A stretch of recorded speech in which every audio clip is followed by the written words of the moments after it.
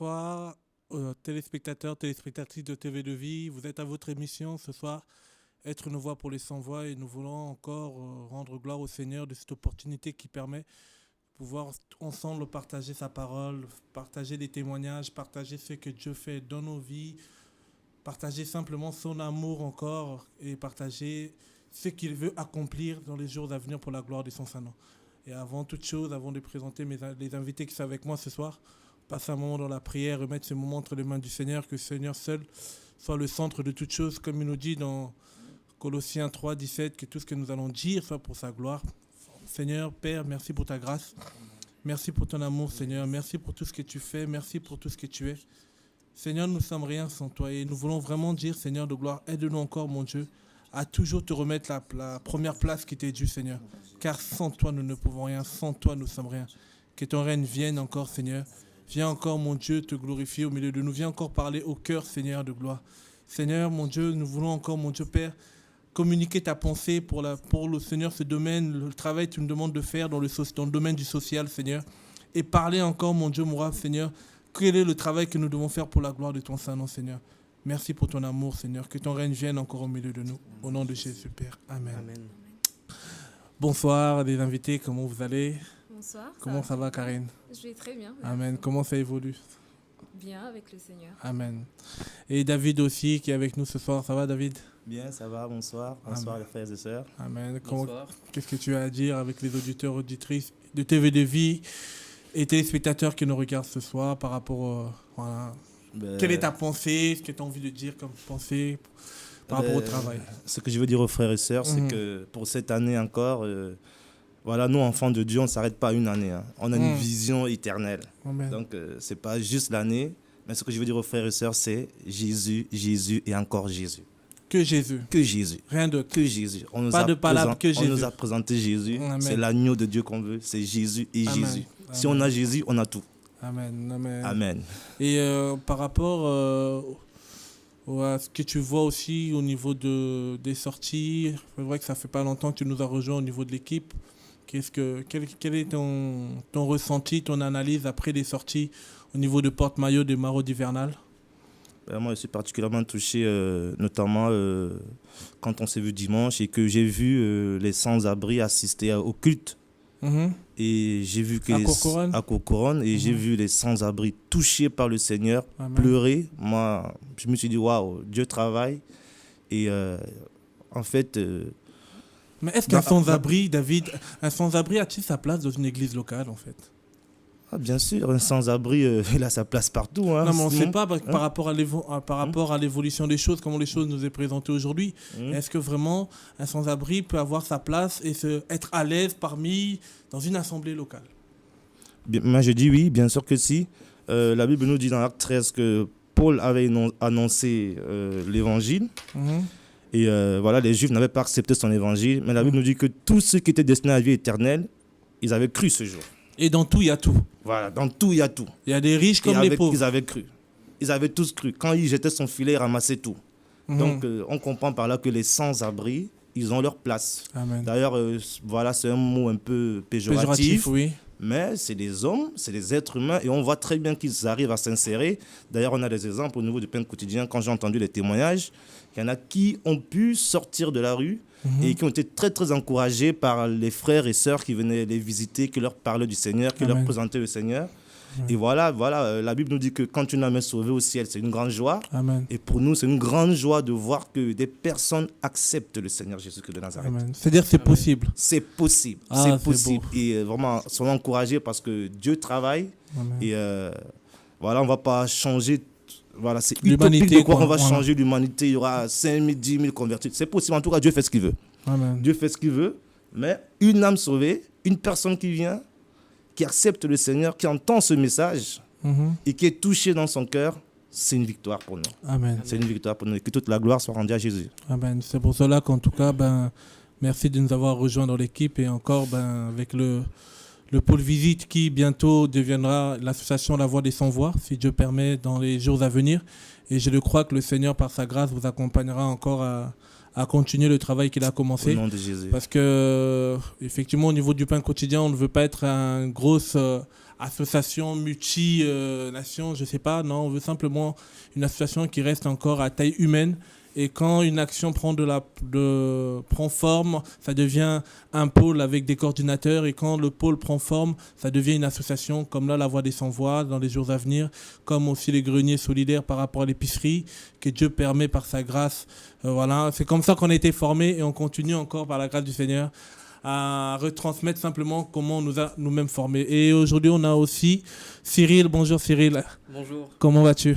Bah ça va bien, je me sens très touché par ton invitation. Ah oui, pourquoi ? Et surtout parce que bon, je vis ce moment comme une grâce de Dieu. Amen. Ce qui m'est faite.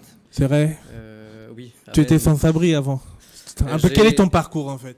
Pour les autres téléspectateurs qui ne te connaissent pas, Cyril, essaie un peu de te rapprocher. Quel est ton parcours ? Présente-toi, prends ton temps, exprime-toi. Ça marche. Alors bonsoir déjà. J'ai été invité par Loufiane là il y a un jour parce que faut pas dire le temps. Ok, pas de souci. Je dis ce que je veux dire. Exprime-toi. Et parce qu'effectivement je travaille à Nanterre maintenant avec des personnes sans abri, comme ce dont vous venez de parler. Et bon, en réalité c'est une association qui est plutôt athée. Et du coup, avec tout ce qui se passe là-bas, avec les sans-abri, etc., c'est vrai que j'ai quand même été... on a vécu beaucoup de choses, justement, de réaliser qu'est-ce qu'il y avait dans le cœur de ces gens-là, qu'est-ce qu'il y avait dans... Et puis c'est vrai que moi, j'ai eu une période où j'étais sans-abri. Rapproche-toi un peu du micro. Il y a des spectateurs qui aimeraient tellement entendre ton témoignage et ça serait dommage qu'ils n'entendent pas. Oui. Voilà, donc effectivement, j'ai eu une période où j'étais sans-abri. Ah, d'accord. Dans le sens où moi j'ai fugué à 16 ans. Ok. Donc maintenant j'en ai 20. Okay. Tu vivais dans les rues en fait. Tu as quitté le... Pas directement, j'ai quitté l'école et ma famille. Ok. Donc à 16 ans. Et j'ai été jeté sur les routes à ce moment-là. J'ai vécu avec des gens aussi de 16 à 18 ans avec qui ça a mal tourné. Et du coup, je me suis enfui à 18 ans parce que j'ai été touché par Jésus. Amen. C'est-à-dire dans la rue, Jésus t'a touché. Dans la forêt même. Dans la forêt. Alléluia. C'est-à-dire que Dieu est partout. Ah oui. Amen. Et je connaissais pas son nom. C'est après en rencontrant des chrétiens, etc., que j'ai compris qui m'avait touché et qui m'avait enlevé de mon désespoir en fait, parce que c'était ça. C'était le bon. Donc voilà, ce qui est intéressant en tout cas, c'est de voir que même quelqu'un comme moi, Jésus peut le toucher, même alors que je le connaissais pas et que j'étais pas entouré par des chrétiens. Mais tu cherchais à connaître Dieu, tu cherchais un Dieu. Je cherchais. Tu cherchais. Et dans l'inconnu du chercher, tu as trouvé quelqu'un. Voilà. Ok. J'ai trouvé quelqu'un qui m'a. Et quel est son nom, cette enlevé. C'est Jésus-Christ. Toujours bien de le rappeler. Alléluia. C'est important de le rappeler. Amen. Et c'est important aussi de rappeler que en fait, même sans connaître son nom, il peut nous toucher. Après, rapidement, il va nous faire comprendre qui c'est. Par des rencontres. Amen. Donc voilà, mon parcours, là où ça devient intéressant, notamment pour les frères et sœurs, c'est que donc à 18 ans, sans rentrer trop dans les détails, mais en tout cas à 18 ans, puis j'essaye d'être vrai ce soir.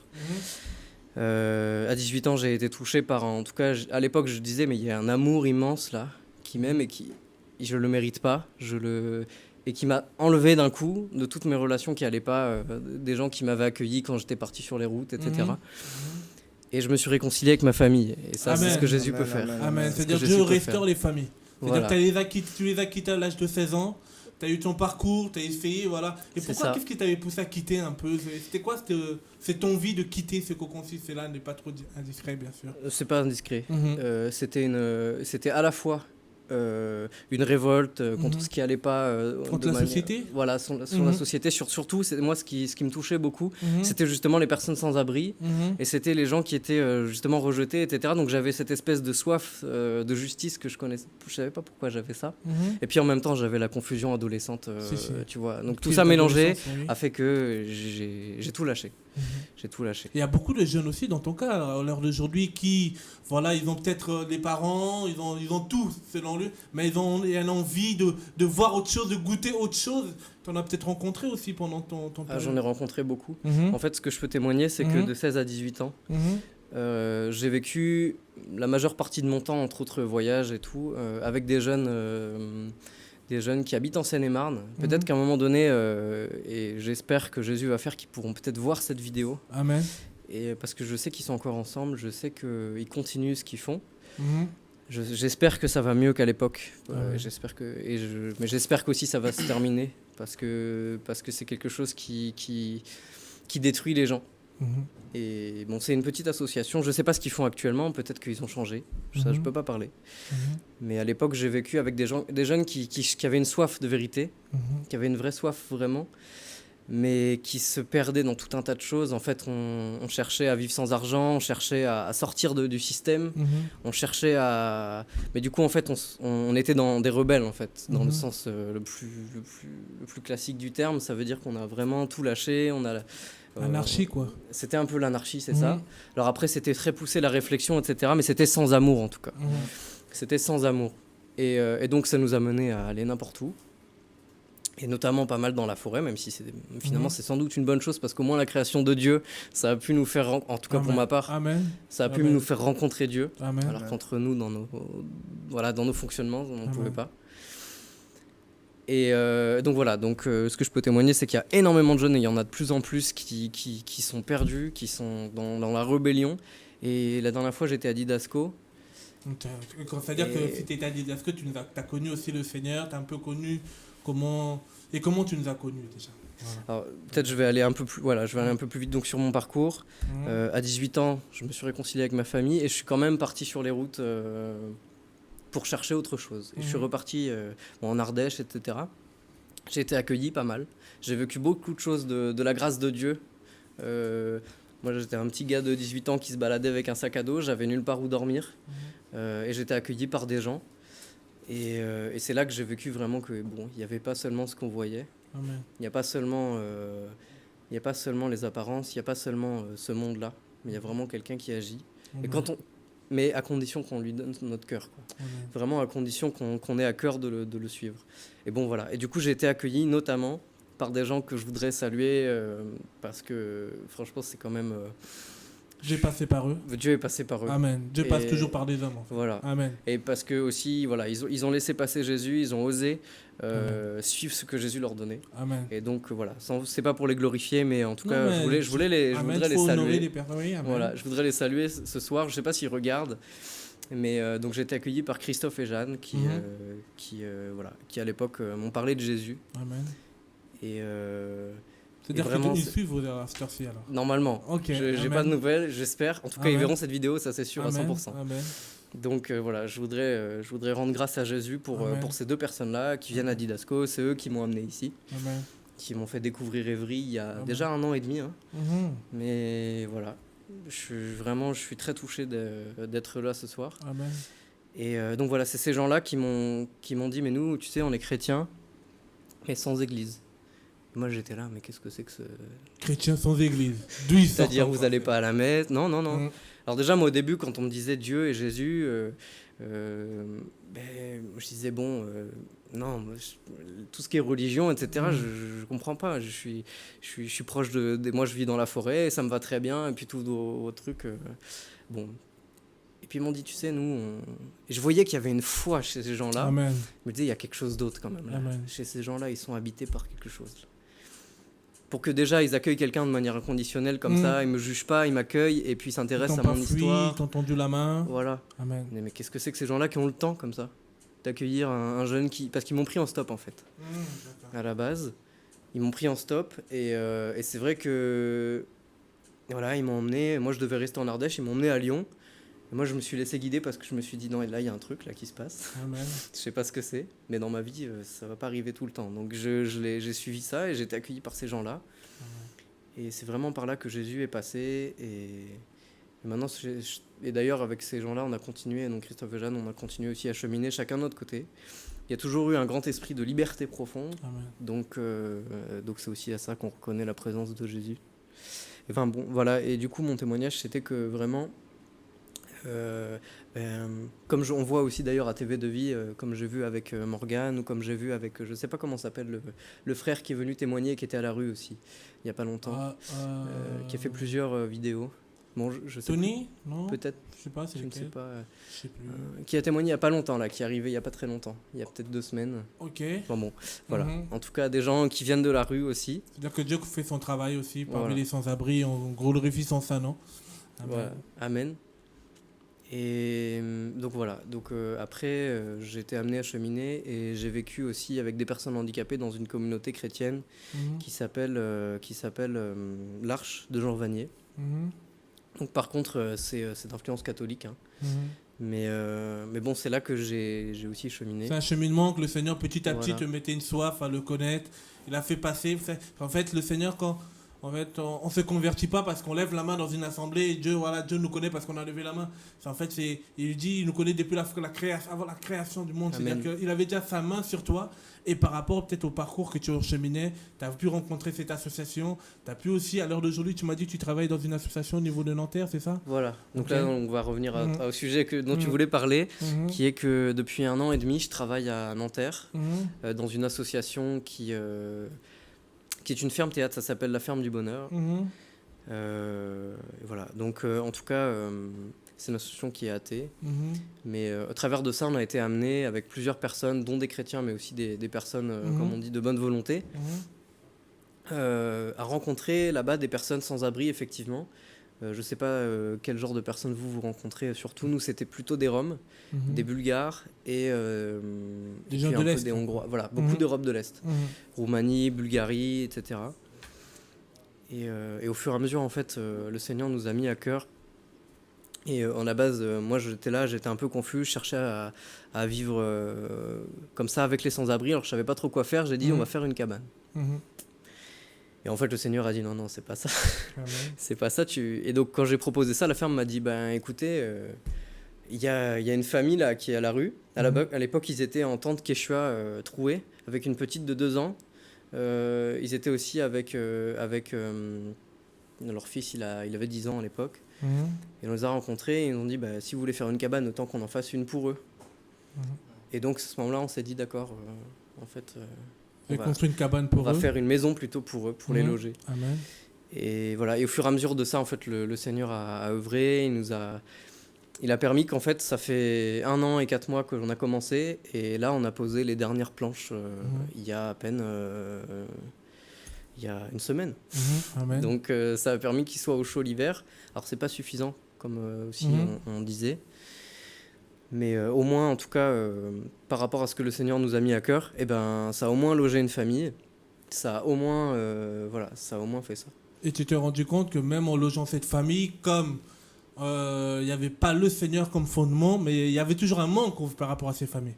Voilà. Mhm. Ce que je voudrais témoigner, c'est quand je les ai rencontrés, Mhm. il y a beaucoup de gens qui étaient abattus, Mhm. vraiment dans leur esprit, qui étaient complètement sans espérance, dans une tente.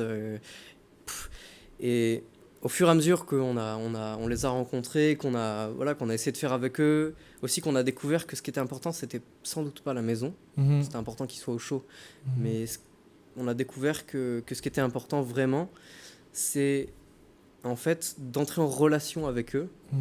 Et puis, mais en fait, ça suffisait toujours pas. Mhm. Ça les Dans relevait la toujours relation pas. d'aide ne suffit pas en fait. C'est On ça. peut aider les personnes, les écouter, parler avec eux matin, midi, soir.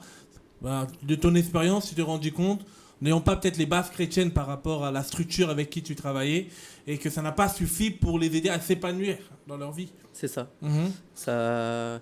Parce que en fait, au début, c'est sûr que ça les a relevés. Mhm. Ils étaient tout seuls dans une tente, et d'un seul coup, il y a une bande de petits Français qui arrivent Mhm. et qui se mettent à dire, bah écoutez, nous, on a envie de faire avec vous une maison. On a envie de. Déjà au début, ils nous disaient, mais pourquoi vous nous aidez? Pourquoi vous faites ça? Et ça, c'était leur première question. Alors il y en a qui ont répondu, bah écoutez, parce qu'on fait ci, parce que voilà. Moi, c'est vrai qu'après, quand j'ai discuté avec eux, je leur expliquais que moi, je faisais ça parce que j'avais rencontré une personne qui s'appelait Jésus-Christ. Amen.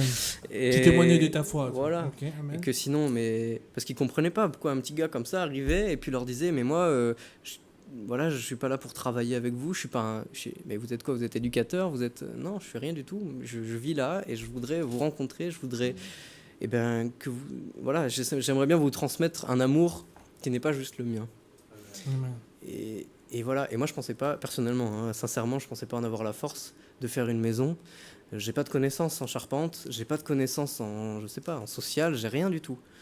Et heureusement, j'ai été vite entouré par des gens qui sont venus, qui sont arrivés, des personnes que j'avais rencontrées sur la route aussi, toute une équipe de gens qui avaient fait des études d'architecture ou quoi. Enfin bon, c'est vrai que quand on commence à faire juste un tout petit pas de foi, en fait, ça c'est ce dont je peux témoigner, un tout petit pas de foi en se disant, mais Seigneur, moi mais qu'est-ce que je vais faire? Moi je suis fragile, etc. J'ai pas de connaissances. Et Dieu dit, si, tu vas faire ça, et moi je vais faire. Et il y a des gens qui arrivent, et bon, malgré nos fragilités, il fait. Et comment ça continue alors après cette maison qui a été construite? Comment ça continue pour toi à l'heure d'aujourd'hui avec l'équipe là-bas? Alors voilà. Quelles sont les réflexions que tu as eues pour continuer encore peut-être avec eux ou pas? Comment ça voilà. Du coup, moi je pense arrêter, comme je disais à Loufiane, là-bas, parce que je me suis rendu compte que même si on peut faire des choses, effectivement, même si on peut faire une œuvre sociale, même si on peut œuvrer comme ça, les gens... Là, actuellement, à l'heure d'aujourd'hui, ils sont quasiment aussi abattus que quand je les ai rencontrés. Ce qui est étonnant à vue humaine, parce qu'on se dit, quand même, on est en train de leur chercher du travail, on a fait une maison avec eux, ils sont au chaud. Et au final, la vérité, c'est qu'ils passent beaucoup de temps sur des écrans, qu'ils fument ou quoi. Et c'est pas du tout pour les condamner, mais c'est de voir que... Et moi, j'ai vraiment cette famille à cœur, mais ils sont pas plus heureux, fondamentalement. Ils sont pas plus heureux, et pourtant, ils ont beaucoup plus.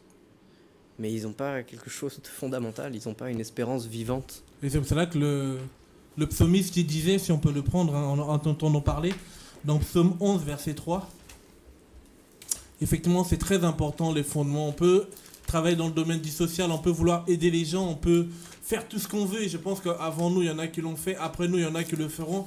Mais concrètement, quels sont nos fondements? Et le psalmiste, il va nous dire dans Psaume 11, verset 3, « Quand les fondements sont renversés, que fera le juste ?» En étant juste, quand il n'y a pas le fondement, quand il n'y a pas la base, quand il n'y a pas la pierre angulaire qui est quelque part, tout ce qu'on peut faire, ça ne peut pas construire du concret.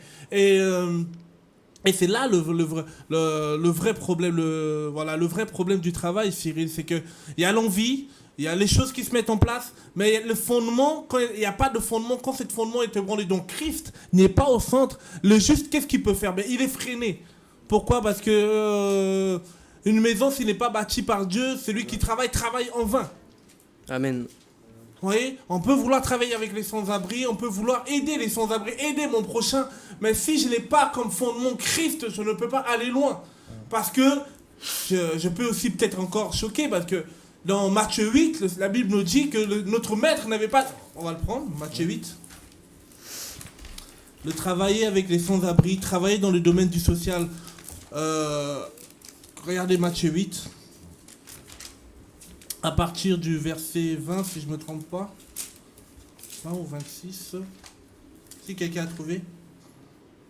Matthieu 8, 20, oui. Matthieu 8, 20. Oui. Jésus lui dit, les renards ont des tanières et les oiseaux du ciel ont des nids. Mais le Fils de l'homme n'a pas de place pour reposer sa tête. C'est-à-dire que le Fils de l'homme ne savait même pas où dormir. Tu te rends compte, Cyril? C'était un sans-abri, en fait. Un sans-abri, Jésus. C'est-à-dire que tu peux être sans-abri, mais c'est pas le temps d'avoir un toit qui pose problème. C'est d'avoir le Christ. Parce que... Pourquoi s'arrêter de se dire, non, mais parce que je suis sans-abri, je dois... On se morfonce. Non, il peut être sans-abri, mais s'il a Christ, c'est le mieux. On peut avoir un toit. Il y en a qui ont beaucoup de toits. Il y en a même qui ont 5-6 toits. Mais ils n'ont pas la paix. Ils n'ont pas le fondement qui aide l'être humain à vivre. Et ce fondement-là, c'est Christ. Et quand les fondements ne sont pas bien mis en place, le travail qu'un chrétien injuste peut faire ne pourra pas aller loin. Parce qu'à la base, les fondements sont renversés. Et Christ n'y est plus. Et quand Christ n'y est plus, il n'y a plus la vie. Quand Christ n'y est plus, il n'y a plus la transformation.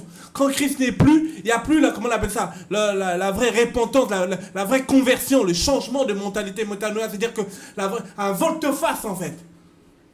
Et que ces personnes prennent conscience que, sans cette personne qui est Christ, je ne peux rien faire. Je peux tout avoir. Mais j'ai même comme exemple, mon maître lui-même, il était sans-abri. Alors toi qui es sans-abri, qui peut peut-être nous regarder, tu veux y plaire dans un hôtel, peut-être qu'on t'a prêté un portable, tu es en train de regarder cette émission. Mais sache que le maître, ton Jésus que tu connais, il a permis que tu sois dans des situations peut-être dures. Mais laisse-moi te dire, il comprend tes souffrances parce que lui-même l'a vécu. Amen. Il comprend tes galères parce que lui-même, il était dans cette galère. Il dit, même les animaux que j'ai créés, ils ont des endroits pour dormir. Mais moi, le Fils de l'homme, je ne sais pas où mettre ma tête. Et ça, c'est fort. Pourquoi Cyril? Parce qu'aujourd'hui, on ne nous présente pas malheureusement cet évangile. Ou cet évangile, soi-disant, pour être béni, il faut avoir beaucoup d'argent. Cet évangile, si tu n'as pas de maison, tu es sous la malédiction. Mais camarade, Jésus n'avait pas de maison, on fait comment? À un moment, non, il le dit, c'est pas moi. On va dire que Jésus était maudit, excusez-moi, mais ça veut dire que... C'est quoi cet évangile? Et puis c'est vrai qu'aujourd'hui, quand on est sans-abri aussi, et, au regard des sans-abri et à cause de la religion, ils se disent bah non, pour eux Jésus il avait un abri puisqu'il a un abri partout, que les gens appellent l'église, etc. Donc on a l'impression, quand les gens connaissent pas Jésus mais connaissent seulement ce que les religieux en disent, notamment les catholiques, ils voient que eux, ils sont sans abri, et tout le monde, et même beaucoup. Tous les istes, ouais. Mais en France, voilà, il y a beaucoup d'églises catholiques. Et pour eux, justement, Jésus a plein de maisons, il a plein de toits. Quand tu es sans abri, même en général, t'es pas tellement bienvenu dans une assemblée, d'ailleurs que ce soit catholique ou autre. Mais si tu rentres dans une église, moi j'en ai vu beaucoup. J'étais à Prague il y a quelques temps là, et il y avait un rassemblement chrétien là des personnes. Et en fait, je me suis rendu compte que plein de jeunes entraient dans l'église. C'est les tous ensemble quoi. Ils y allaient, mais il y avait des sans-abri qui étaient juste devant, donc qui faisaient la manche. Mais eux, ils étaient en dehors de l'église. Et finalement, je me suis dit, mais comme je sais plus, je connais pas suffisamment, mais la partie dans l'évangile où Jésus dit qu'à chaque fois qu'on aura nourri ou donné quelque chose à l'un de ses petits, et ben c'est à lui qu'on l'aura donné. Ça veut dire qu'il y avait Jésus chez cette personne, à 100%, il y a Jésus chez les personnes sans abri, il est en eux, et nous on le reconnaît pas, et on passe à côté. Ça veut dire qu'à l'heure d'aujourd'hui, tu vois, tu es en pleine recherche à savoir où est la vérité, comment aider les gens. En fait, merci Seigneur Dieu permet qu'on se rencontre en te faisant comprendre que toutes les religions, toutes ces choses-là, regardez aujourd'hui, on converge avec tout ce qui se passe aujourd'hui dans notre beau pays qui est la France, on comprend qu'on veut nous ramener quelque part. On veut nous ramener quelque part en disant on est tous pareils, or que non. Mais en sachant que tous ces gens, si la solution n'est pas mise à sa place, il ne peut pas avoir la vraie délivrance. Il ne peut pas avoir la vraie guérison. Il ne peut pas avoir, comment on appelle ça, cette délivrance de cet esprit de rejet que ces personnes peuvent avoir. Ou, comme tu disais, voilà, on a envie d'un changement. Mais un changement sans Jésus, il n'y a pas. Amen. Sans le prince de paix, il n'y a pas de paix. Malheureusement, dans le sens où, s'il n'est pas notre fondement, il n'y a pas. Et effectivement, aujourd'hui, être sans abri, c'est vraiment le rebut de la société où même ceux qui devaient faire ce travail à la base l'ont rejeté, ne prend même plus cela à cœur malheureusement. Or que comme tu disais tout à l'heure, si les frères et sœurs qui connaissaient le Seigneur, qui priaient avec nous par la grâce du Seigneur, et t'avais rejeté, t'avais pas tendu la main, toi qui étais sans abri, toi aussi tu recherchais Dieu, tu cherchais à aller en profondeur avec Dieu. Et en parlant avec toi, en étant un peu souvent avec toi ces derniers temps, c'était à ce processus d'aller loin avec Dieu. Et je crois que Dieu aussi te fait grâce par rapport à ce que tu as pu vivre maintenant, de te laver et de t'équiper pour aller voir aussi ces personnes. Alléluia. Parce que je sais que le Seigneur, il a prêché avec la barque de Pierre. Souvent on oublie, camarade, Jésus il a pris la barque de Pierre pour dire quoi? C'est-à-dire que des fois il y a des réseaux que toi tu connais, je ne connais pas. C'est-à-dire que les personnes que toi tu as côtoyées hier, je ne connais pas. La vie qu'ils ont vécue dans les caravanes, dans les rames, tu le connais mieux que moi. C'est-à-dire que et Dieu aussi te donnera plus la compassion pour aller voir ces personnes. Amen. On est dans un corps et chacun a un travail à accomplir. Mais ce travail-là, nous ne pouvons pas le faire sans Dieu. Non. Nous ne pouvons pas, comme je disais dimanche à des frères, aujourd'hui j'ai envie d'aller voir les sans-abri. J'y vais, mais concrètement, Dieu t'a dit quoi? Après, quand Dieu donne une vision, donne aussi la provision derrière pour accomplir son œuvre. Et je sais que nous sommes dans des temps durs et que le maître cherche des personnes qui vont parler de lui. Nous sommes dans un temps de crise sur tous les sens, un chaos. Et Dieu cherche des personnes qui vont parler de lui. Dieu cherche des personnes qui vont équiper pour son œuvre. Amen. Il cherche des personnes qui vont présenter Christ. Frère, des gens à l'instar de Ézéchiel. Oh là là, mais je dis Seigneur, mais où sont ces personnes? Où sont ces personnes qui sont dévouées? Même s'il y avait l'apostasie généralisée, Ézéchiel a su garder le cap. Ézéchiel a dû su dire la vérité. Même s'il y avait un message dissolué, même s'il y avait un message qui était contraire au message que le maître voulait donner. Regardez, on parle d'Ézéchiel par exemple. On va parler d'Ézéchiel. Ézéchiel, on sait qu'il a vécu pendant un temps de captivité. La captivité babylonienne. C'est-à-dire que Jérémie, c'était un prophète avant la captivité. Il était un contemporain. On va prendre le livre d'Ézéchiel.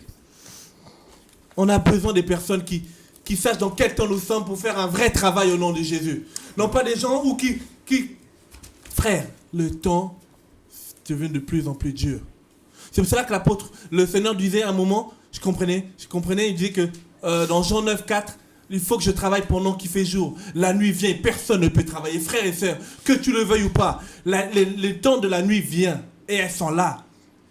Sentinelles, qu'en est-il de la nuit? Où sont ces sentinelles qui vont savoir dans quel temps nous sommes pour faire un travail qui honore le Seigneur, qui vont faire un travail dans le temps du Seigneur, qui vont faire un travail selon les fondements de Dieu. Alléluia. Les fondements sont renversés et de plus en plus on avance, Cyril, plus le monde veut renverser les fondements bibliques.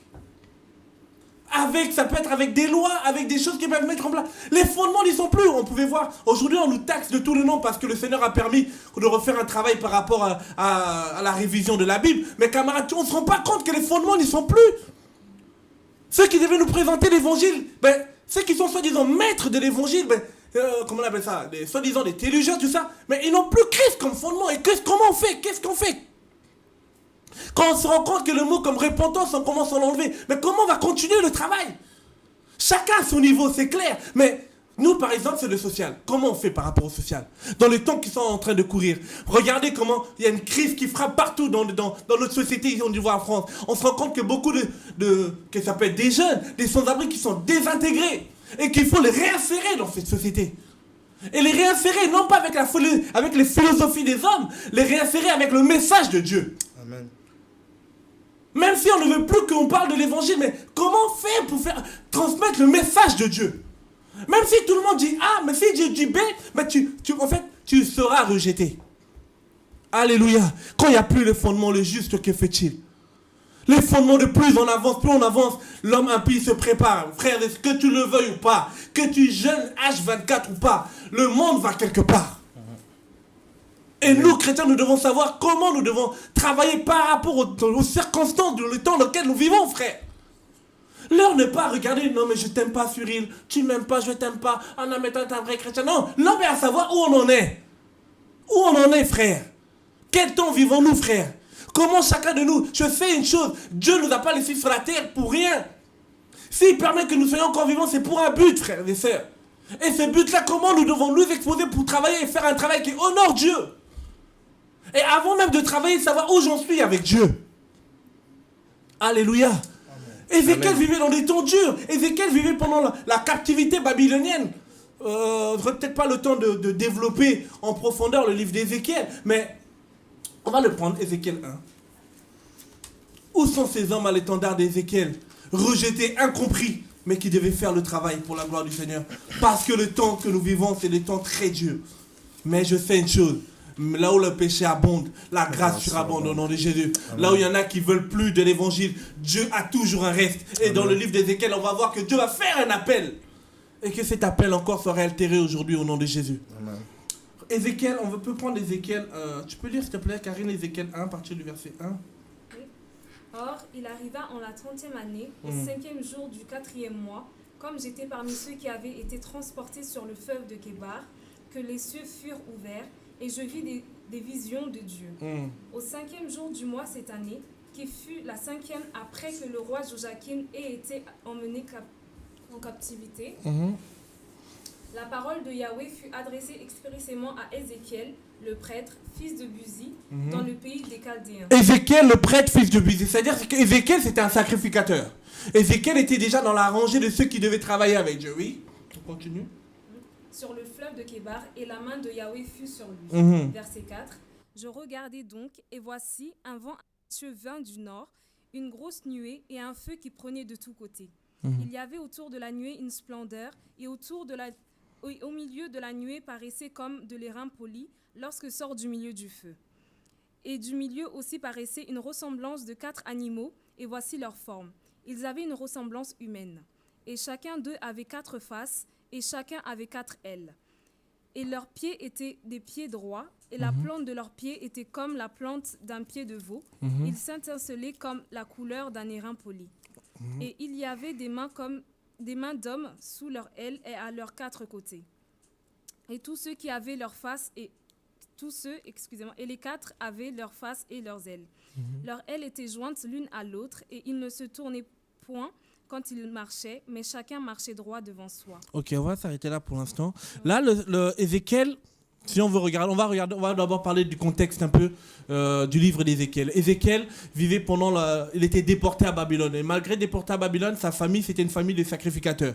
Et il faisait partie de la lignée des sacrificateurs. Malgré être déporté, dans la Bible, il y a 2 captivités. La première, il y a eu deux grandes en tout cas, il y a eu beaucoup, mais 2 grandes. Il y avait la captivité égyptienne. La captivité égyptienne, les Égyptiens laissaient les Juifs vivre leur foi, mais leur mettaient la pression dans la façon de travailler. Mais il y avait une autre captivité babylonienne avec Nebuchadnezzar, quand les enfants d'Israël, effectivement, Juda, le peuple de Juda avait rejeté Dieu. Dieu avait, par Jérémie parlait, mais le peuple d'Israël ne voulait pas comprendre. Et il y a eu cette captivité.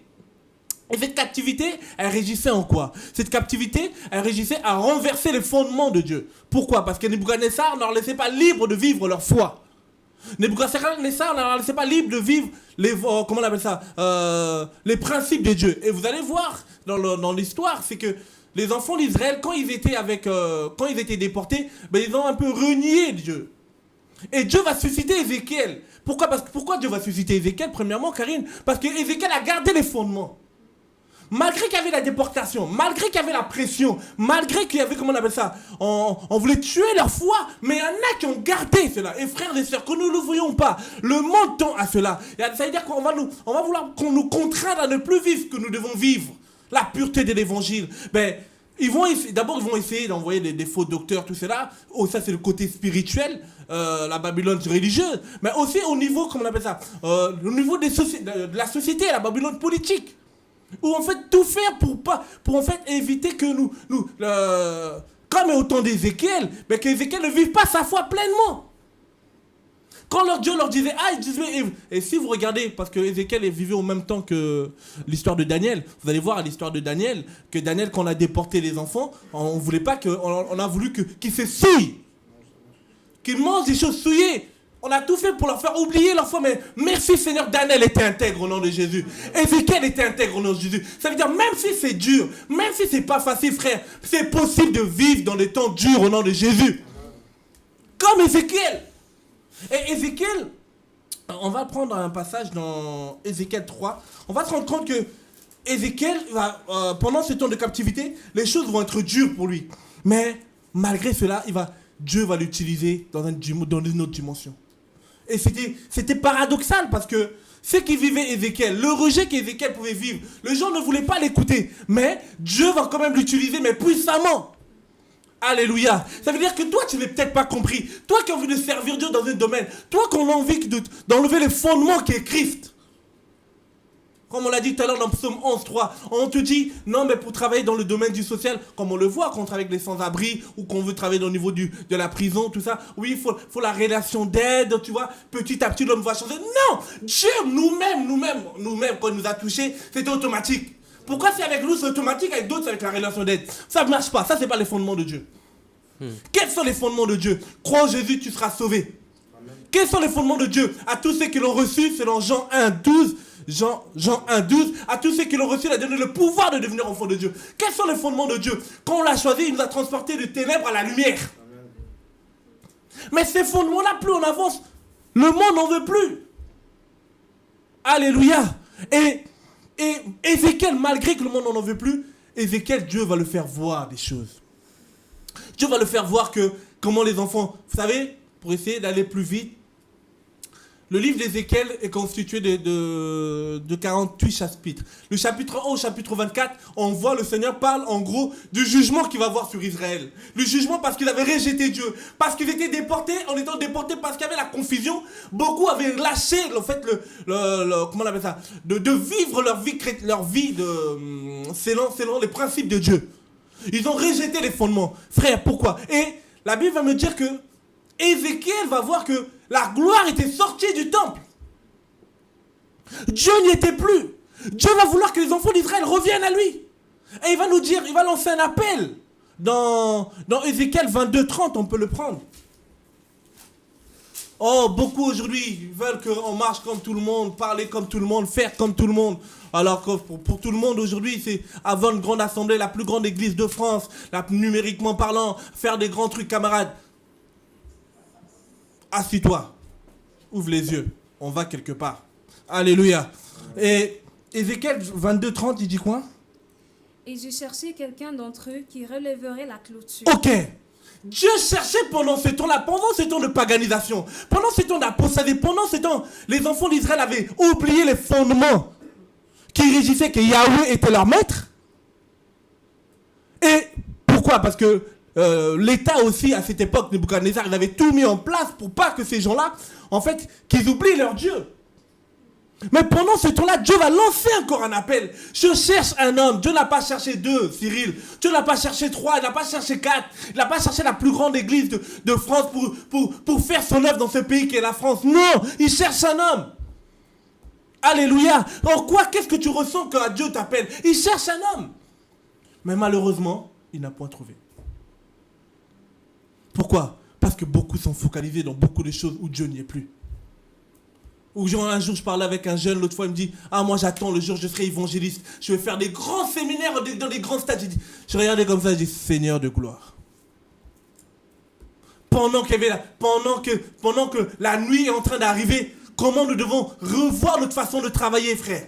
Alléluia. Quand on est en train de nous prêcher, pendant un temps le Seigneur nous donne un message d'aller revenir dans les maisons, prier dans les maisons, organisez-vous en famille. Même Josué a pu dire « Moi et ma maison, nous servirons Dieu. » D'abord, il a dit lui, après, il a dit ma maison aussi. Revenir à Dieu, pourquoi? Parce que, que tu le veuilles ou pas, il y a quelque chose, on va quelque part. Camarade, que tu le veuilles ou pas. Mais comment est-ce que pour autant, nous devons nous arrêter de travailler? Pour autant, nous devons lâcher le fondement? Pour autant, nous devons renier les principes bibliques? Ou nous devons tenir ferme? Je bénis Dieu, il y en a un qui a tenu ferme. Ézéchiel. Alléluia. Rejeté, incompris, mais il a tenu ferme. Amen. Il a dit, oui, Dieu, tu cherches parmi les peuples un homme, me voici.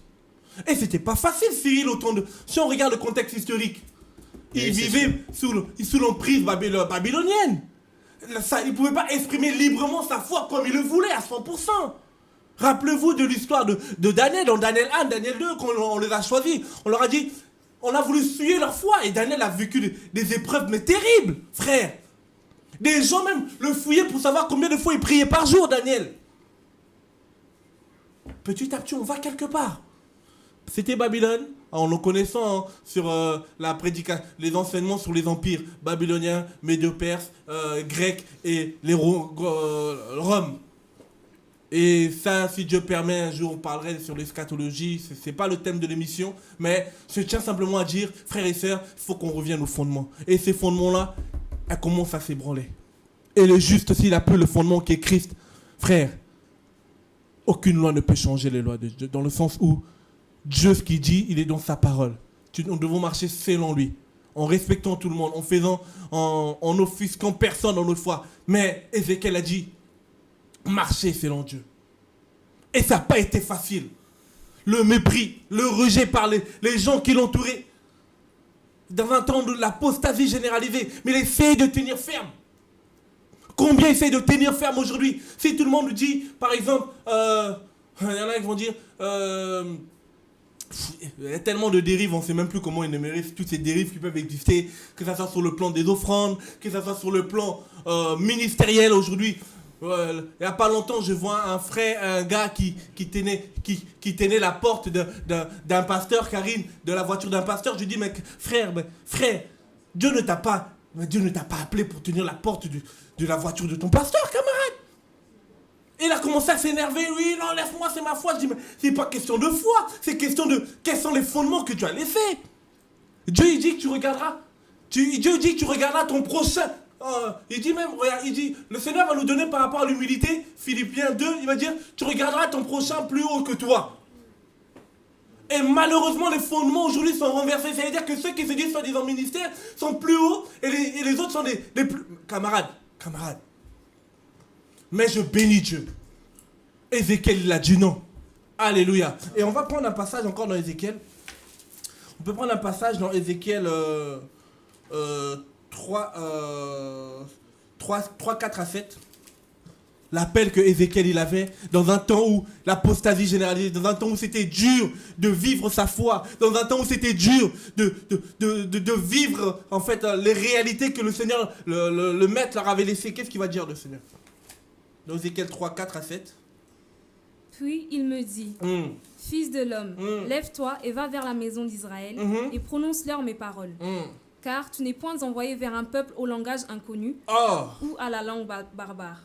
C'est vers la maison d'Israël, ni vers plusieurs peuples ayant un langage inconnu ou une langue barbare dont tu puisses comprendre les paroles. Si je t'envoyais vers eux, ils écouteraient. Mais la maison d'Israël ne voudra pas t'écouter parce qu'ils ne veulent point m'écouter. Car toute la maison d'Israël a le front dur et le cœur obstiné. Verset 10. Verset 10. Puis il me dit, Fils de l'homme, reçois dans ton cœur et écoute de tes oreilles toutes les paroles que je te dirai.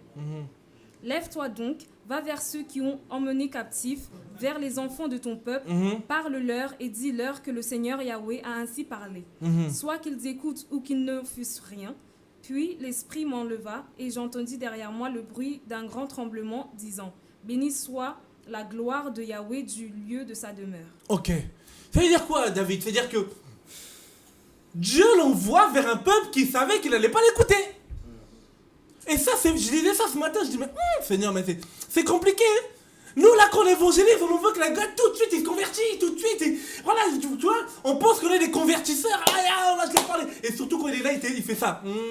Dis ce que tu dis, Loufiane, je suis content. Et là, dans ton cœur, t'es un petit orgueil qui monte en disant, ah, vraiment, il est content, il écoute. Mais camarade, Dieu va dire à Ézéchiel, je veux t'envoyer vers un peuple qui va pas t'écouter, mais il faut que tu parles. Alors toi qui es découragé parce que dans ta foi, les gens ne te comprennent pas le travail que le Seigneur veut faire avec toi, mais pourquoi tu veux t'arrêter? Oui, mais les sans-abri, c'est un peu dur, Loufiane. Tu vois, il ne comprend pas. Mais Dieu dit à Ézéchiel, dans un temps dur, dans un temps où les fondements étaient ébranlés, Dieu va lui dire, va parler aux gens qui ne vont pas t'écouter. Cyril, tu trouves ça un peu logiquement parlant et scientifiquement parlant et mathématiquement parlant, ça colle pas? Non. Comment un Dieu qui est là-haut va m'envoyer vers quelqu'un qui va pas m'écouter? Il dit non, tu dis mes paroles. Et là, en fait, il demande qu'on s'occupe pas des conséquences de nos actes. C'est lui qui les connaît. Ça veut dire que dans les temps durs, dans les temps où les fondements sont ébranlés, dans les temps où il y a la confusion totale, peu importe les circonstances, peu importe le rejet, tu dois parler au nom de Jésus. Alléluia. Dans un temps où tout est flou, quand tu veux faire des choses selon Dieu, les gens ne comprennent pas. Regardez, moi ce qui m'a touché, c'est que quand on parle de... C'est toujours dans l'histoire d'Ézéchiel, dans Ézéchiel 37 par exemple, on connaît cette histoire des ossements desséchés. Mais, Karim, ça date de 25 siècles avant. Mais on vient juste de... Quand l'État israélite a été reconnu quand? En 1945 ou 48 si je ne me trompe pas. C'est-à-dire que le gars, tellement qu'il était rempli de l'esprit, Dieu l'a fait voir les choses 25 siècles, comment dire ça? 25e siècle avant les choses. Je ne sais pas si vous comprenez un peu. Ça veut dire quoi, David? Ça veut dire que quand tu crains Dieu, Dieu peut te faire voir des choses en avance que les gens ne comprennent pas. Il peut te faire poser des actes, dire des choses. Mais si tu cherches que tout le monde te comprend, ça ne sera pas facile. C'est pour cela que Dieu nous aide quand on travaille avec des gens qui sont dans l'esprit. Mais c'est pas toujours facile parce que nous sommes faits des chefs, frère. C'est pour cela qu'à un moment, Jésus va poser une question à ses disciples. Qu'est-ce que les gens disent de moi? Alors là, comme c'était des faits divers, tout le monde était au courant. Ah, il y en a qui disent que tu es Élie. Il y en a qui disent ça. Il y en a qui parlent comme ça. Il y en a qui disent que tu es prophète truc, Jérémie. Il y en a... Et c'était bien. Mais après, le Seigneur va revenir un peu, va dire, bah, qu'est-ce que vous dites de moi? Vous avez vu, est-ce que beaucoup ont parlé? Non. Personne. Et il y en a un qui a dit, bon, il fallait qu'il se concentre, qu'il savoir, voilà. Et qu'il saisir la pensée de Dieu, il va dire, tu es le Messie. Frère, c'est bien de connaître les faits divers, mais c'est mieux de connaître qui est Jésus à l'heure d'aujourd'hui. Où on va, frères et sœurs? Être concret. Et pour faire un travail efficace dans le domaine dans lequel Dieu te demande de travailler. Et Ézéchiel l'a fait. Ézéchiel, Dieu va lui parler des choses, la restauration d'Israël. Et pour aller plus vite, on va voir que Dieu va appeler le titre que le Seigneur va souvent appeler, comment il s'appelle? Ézéchiel, c'était fils de l'homme. Et je me suis posé un moment en question, mais le maître aussi à un moment, il a pris ce titre pour lui. Il disait fils de l'homme, regardez, prénom, on a lu tout à l'heure, peut-être Matthieu 8, où il disait le Fils de l'homme n'a nulle part où dormir. On peut prendre aussi Matthieu 17. Ézéchiel avait... Pourquoi le Seigneur va prendre ces prérogatives-là aussi, Fils de l'homme, ce titre-là? Parce que il a vécu aussi comme Ézéchiel aussi a vécu, rejeté parmi les hommes. Rappelez-vous bien frères et sœurs, Jésus vivait sous la loi. C'est pour ça qu'il ne pouvait pas pleinement dire qui il était. Ça veut dire que sa façon même de parler, on va voir qu'il parlait souvent en parabole. Alléluia. Parce que les temps géotiques... la géopolitique dans le temps où il était, c'était un peu compliqué. Alors voilà. Et Jésus, Matthieu 17, il dit quoi? Verset 22 à 23. On va le lire un peu. C'est prérogative de fils de l'homme qui est souvent dit dans Ézéchiel et que le Seigneur se leur apparaît aussi. 22. Matthieu 17, Oui. verset 22. Et comme il se trouvait en Galilée, Jésus dit, il arriva que le Fils de l'homme sera livré entre les mains des hommes, et qu'ils le feront mourir, mais le 3e jour, il ressuscitera. Et les disciples en furent fort attristés. Ça veut dire quoi, Karine? Moi, j'ai compris par là, dans les temps de la fin, ceux qui veulent vraiment vivre l'évangile, ceux qui veulent vraiment vivre Christ, mais ils seront rejetés. À l'exemple de notre maître, jusqu'à la croix, il était rejeté, frère, jusqu'à la croix. Il a même pas... Il a peut-être... Regardez, Jésus n'a laissé que 12, même dans les 12 moins 1, 11, avec l'onction qu'il avait, camarade. On peut se poser des questions. Mais laisse-moi te dire après, qu'est-ce qui... En fait, c'est pas tant la quantité, mais c'est la qualité qui compte avec Dieu. Et d'abord, il était seul, et jusqu'à la croix, il était obéissant. Il a subi le rejet, comme Ézéchiel aussi a subi ses rejets. Ézéchiel, on disait, oui, ce prophète qui vient, vous voyez ce que je veux dire, qui vient parler comme tout le monde, 2015, l'année de la prospérité, l'année de la bénédiction, l'année de tu verras des miracles, camarades, excusez-moi. Sommes-nous autant de parler de toutes ces choses où on doit on doit ouvrir les yeux de chrétiens dans quel temps nous sommes? Quel est ce maître quel est ce disciple que le maître a établi qui donnera la nourriture au temps convenable? En quel temps sommes-nous, frères? Les prophéties bibliques avancent, frères et sœurs. 1 Thessaloniciens 5, verset 2, en train de se réaliser devant nous, frères. Quand vous entendrez parler paix et sûreté parmi toute la terre, hein? On peut le prendre. Ah oui, il ne faut pas qu'on dilue notre message. Pourquoi? Parce qu'on peut vouloir aider les sans-abri, mais ces sans-abri-là doivent savoir dans quel temps nous sommes. Ces sans-abri, ces orphelins que nous aidons, ces veuves que nous pouvons aider, tous les types de personnes dans le domaine dans lequel le Seigneur nous demande de travailler, qui est le social, on doit d'abord leur présenter que le Mashiach revient. Amen. Le Maître revient et nous devons nous préparer. Parce qu'il nous a préparé une place et on le verra tout à l'heure. Je disais quel passage? 1 5, oui, 5, 2 si je ne me trompe pas. Tu peux lire? À partir du premier verset. Ouais, même premier verset, oui. Pour ce qui est des temps et des moments, Oui. page 1088. Ok. Pour ce qui est des temps et des moments, Oui. mes frères, vous n'avez pas besoin qu'on vous en écrive, puisque vous savez vous-même très bien que le jour du Seigneur viendra comme un voleur dans la nuit. Non, il viendra en préparant tout le monde. Non. Il viendra quand il y aura la plus grande église numérique de France. Non, Il viendra quand tous les pasteurs vont assurer leur retraite. non. Ok, merci beaucoup. Quand ils diront, verset 3, « Nous sommes en paix et en sûreté », alors une destruction soudaine les surprendra, comme les douleurs de l'enfantement surprennent la femme enceinte, et ils n'échapperont pas. Mais quant à vous, mes frères, vous n'êtes pas dans les ténèbres pour que ce jour-là vous surprenne comme un voleur. Mais vous êtes tous des enfants de la lumière et des enfants du jour. Nous ne sommes pas de la nuit ni des ténèbres.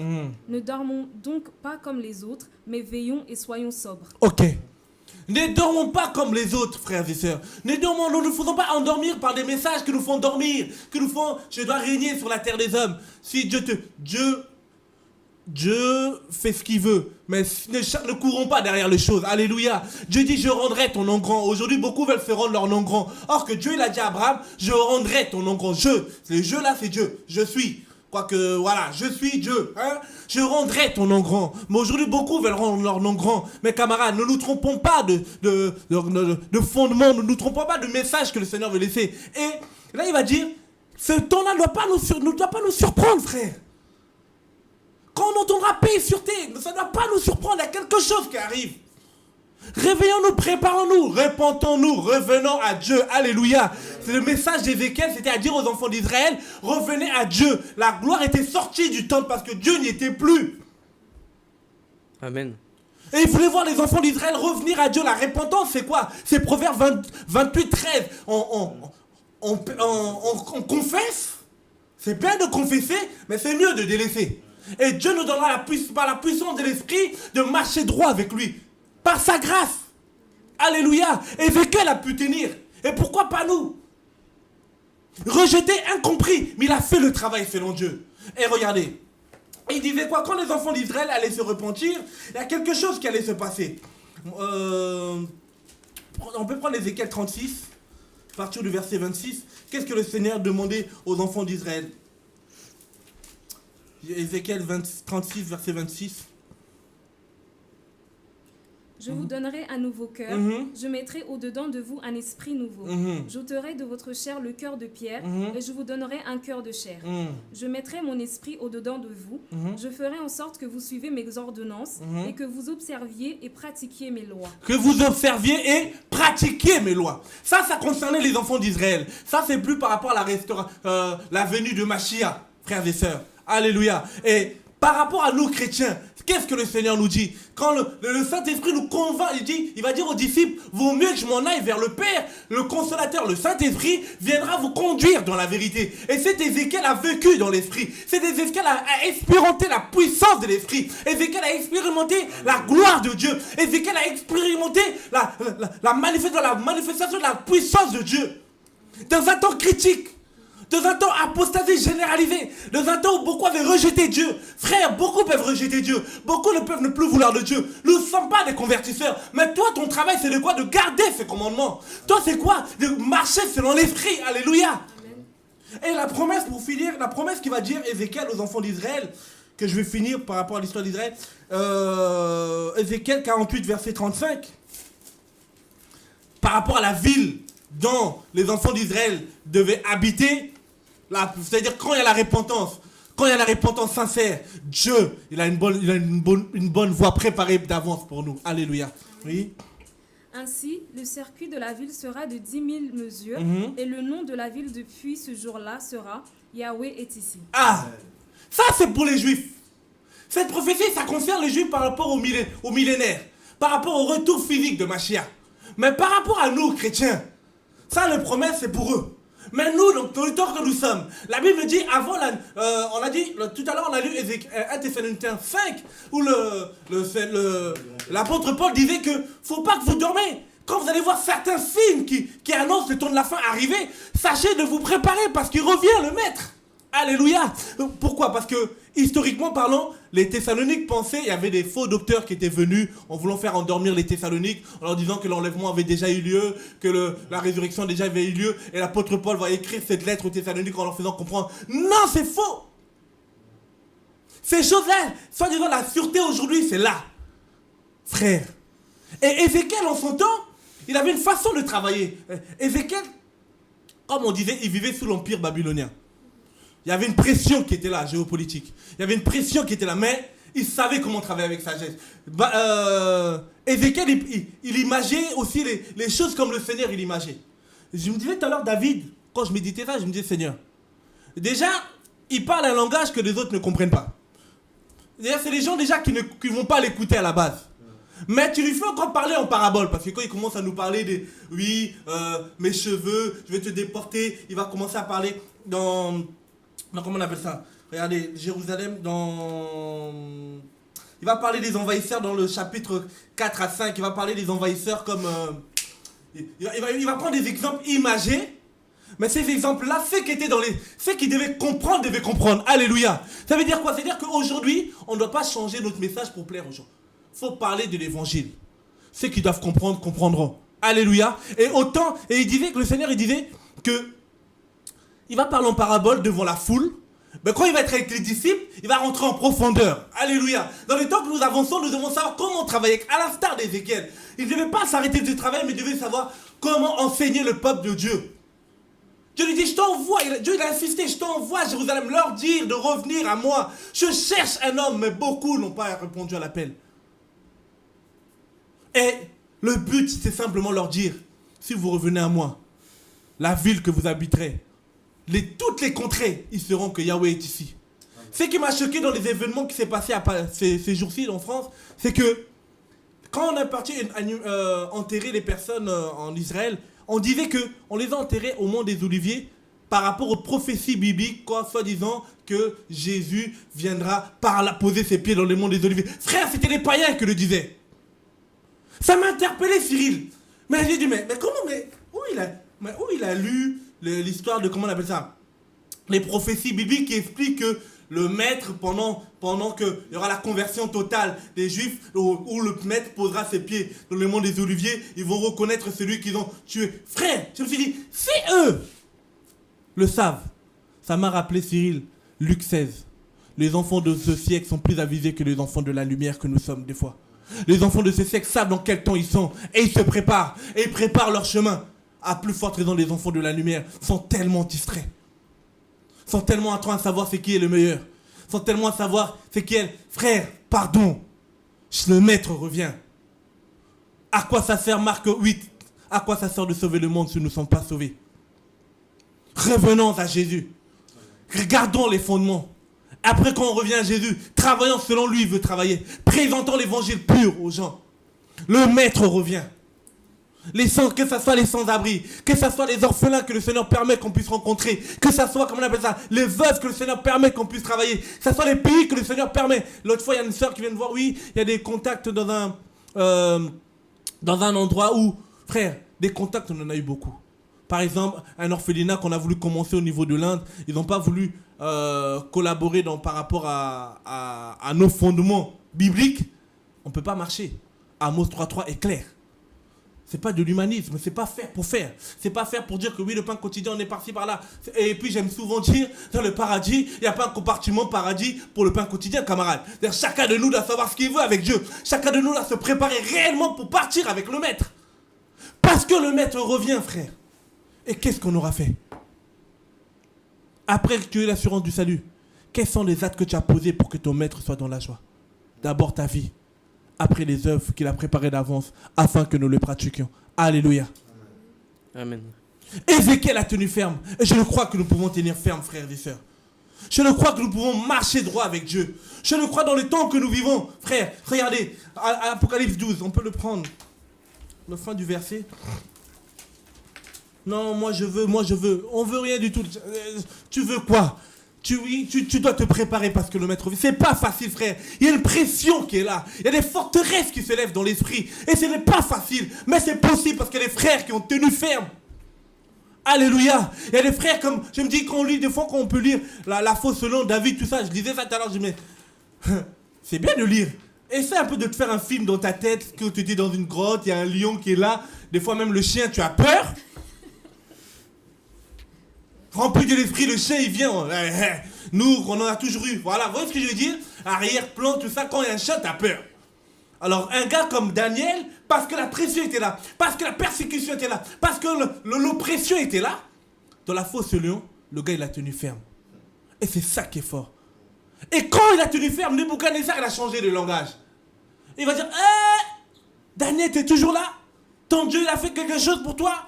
Mais oui, parce que Daniel n'a pas régné les fondements. Alléluia. Daniel n'a pas lâché les fondements. Dans des temps durs, dans des temps de persécution, dans des temps où on veut tous, frère, c'est possible de garder les fondements.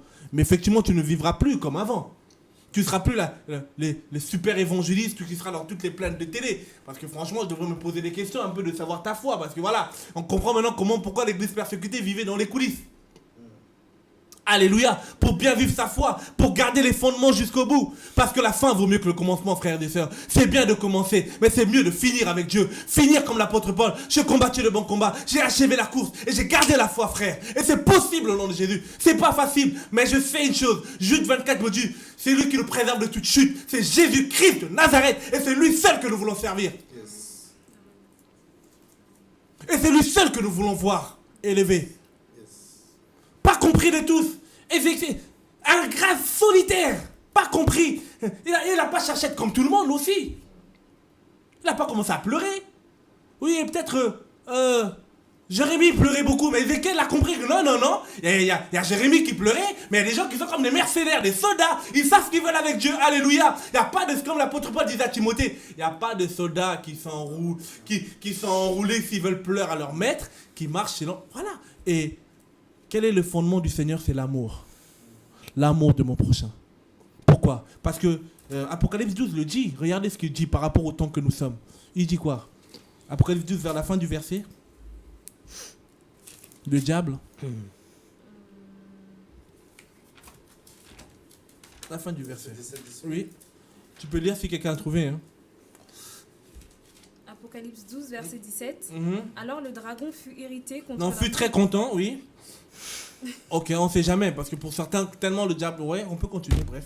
Oui, alors le dragon fut très irrité contre la femme et s'en alla faire la guerre contre les autres qui sont de la semence de la femme, qui gardent les commandements de Dieu. Qui gardent le commandement de Dieu. Qui, comme Ézéchiel, malgré l'apostasie, malgré la confusion, malgré que les gens ne voulaient pas l'écouter, qui disaient, allez, prophète, chante un peu vrai, quelqu'un parle sur l'inspiration de Dieu. Tout le monde méprise. Mais Dieu va dire quoi? Satan n'avait pas il avait la haine vers ces personnes qui gardent le commandement de Dieu. Toi qui gardes le commandement de Dieu, ça sera encore de plus en plus terrible, mais garde ce commandement au nom de Jésus.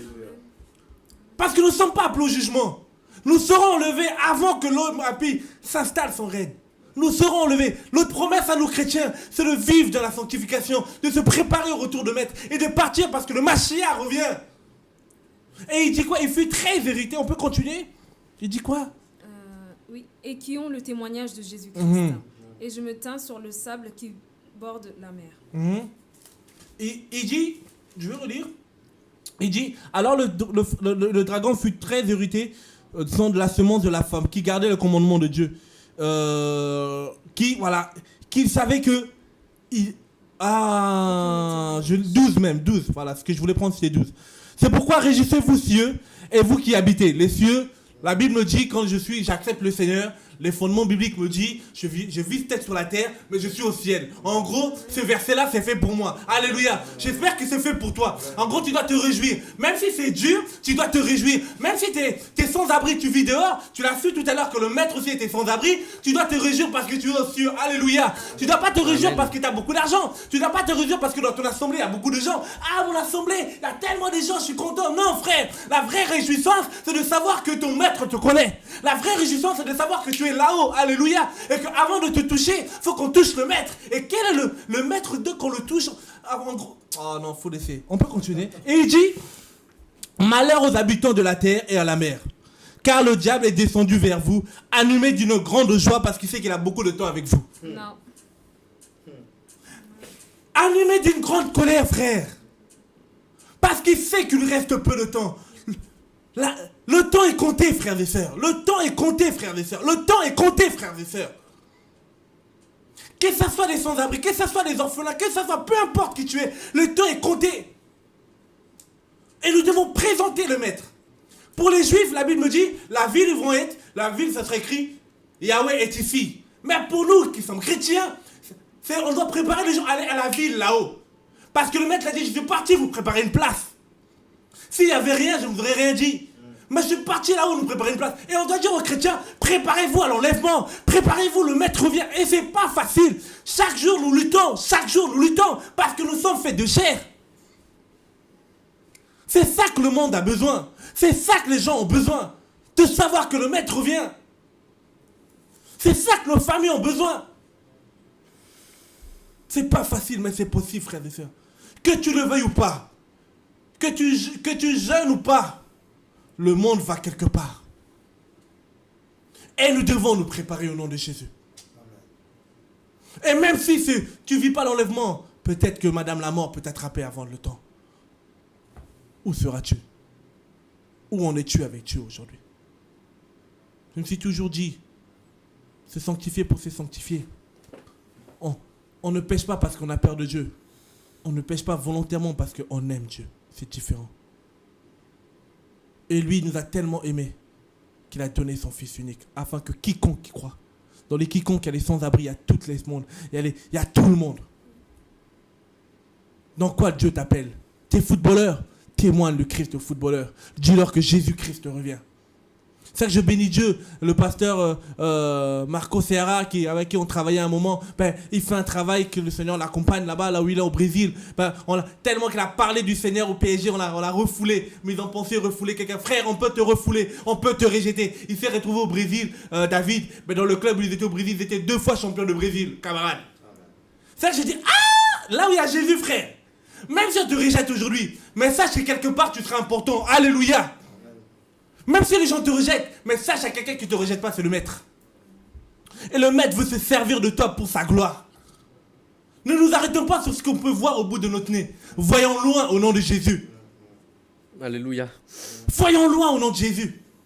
On peut vivre des épreuves, c'est pas facile. Moi même qui vous parle, c'est pas facile. On est comme l'apôtre Paul. La chair, elle est là, dans Romains 7. Mais Romains 8 me dit ceux qui marchent en Jésus-Christ ne sont plus condamnés. La chair ne peut plus nous condamner. Qui va présenter aux gens que la cité céleste, elle est déjà prête? Qui va présenter aux gens que Jésus revient? Qui va présenter aux gens que la dernière trompette va bientôt sonner? Qui va présenter aux gens? Comment nous devons travailler? Comment nous devons nous organiser? Nous qui travaillons dans le domaine du social. Frère, il y a beaucoup d'associations chrétiennes qui ont commencé avant nous. Je peux prendre l'exemple de la Croix-Rouge qui ont commencé avec les fondements chrétiens. Mais à un moment ou l'autre, ceux qui les ont remplacés, ils ont mis les fondements à côté. Les lois sont placées en place et il n'y avait plus Jésus. Je peux t'en citer encore beaucoup. Je peux vous citer aussi, comment on appelle ça, quoique ils essaient de se maintenir, mais c'est plus maintenant là, c'est plus formalisé, mais il n'y a plus l'esprit. L'armée du salut avec William Bott à l'époque. Cet homme qui avait la devise de 3 F, savon, soupe, savon et salut. Qui allait voir les sans-abri, les anglicans qui faisaient un grand travail en Angleterre. Mais après, ils n'ont plus gardé le fondement. Et quand il n'y a plus le fondement, il y a la religion. Et quand il y a la religion, il n'y a plus la vie. Et quand il n'y a plus la vie, il n'y a plus l'esprit. En fait, quand il n'y a plus l'esprit, il n'y a plus la vie. Et c'est les systèmes qui prennent en place. C'est pour cela, nous, au niveau du point quotidien, Seigneur, nous refusons tout système au nom de Jésus. Nous refusons la compromission au nom de Jésus. Frère, on a eu de l'argent on a failli avoir de l'argent par rapport au subventionnement de l'État. Et vous savez, comme on est en France, il y a la loi Régis, la loi 1901 qui fait la séparation. On s'est dit, Seigneur, on préfère te garder. Et comme c'est toi qui soutiens ta vision, soutiens-nous encore. Et par sa grâce, il ne nous a jamais déçus. Jusqu'à aujourd'hui, il ne nous déçoit pas. Et je le crois, demain encore, il ne nous décevra pas. Parce qu'il est le même hier, aujourd'hui, éternellement. Mais qu'est-ce que nous faisons? Nous devons présenter, le Messie revient. Garder les fondements jusqu'au bout. Même si c'est dur. Alléluia. Même si ce n'est pas facile. Même si on est rejeté, pas compris comme Ézéchiel. Rejeté par ses frères, ça fait mal. Des gens qui sont autour de toi, tu te dis peut-être c'est eux qui vont te comprendre, mais ils ne vont pas te comprendre. Et Dieu aussi peut faire exprès que tu ne te comprennes pas. Pour que tu sois toujours attaché à lui. Alléluia. Alléluia. Que tu sois toujours auprès du Maître. L'enlèvement est réel, frère. Pour finir, il y a quelques jours, je partageais avec des frères et sœurs. Le Seigneur m'a fait grâce de vivre un peu l'enlèvement. Oui, on était dans un temps de prière avec des frères et sœurs. Et dehors, il commençait à faire noir. Il était vers 13h. Certains se disaient qu'il va pleuvoir. Certains se disaient que ça allait être l'éclipse. Et au fond de mon cœur, je sentais que le Seigneur me disait, le Maître vient prendre ce qui lui appartient. Et beaucoup étaient distraits. Et quand je ressentais ça dans mon cœur, je regardais les frères et sœurs qui étaient aux côtés de moi. Est-ce qu'ils recevaient la même pensée que moi? Et beaucoup ne comprenaient pas. Pour les autres qui étaient autour, il va pleuvoir, Loufiane, il faut qu'on s'abrite. Et après, en même temps, il commençait à avoir des éclairs. On commençait à avoir des éclairs. Et ces éclairs-là, le Seigneur me faisait croire, je viens prendre ce qui m'appartient. Et cet éclair a commencé à revenir vraiment en me disant...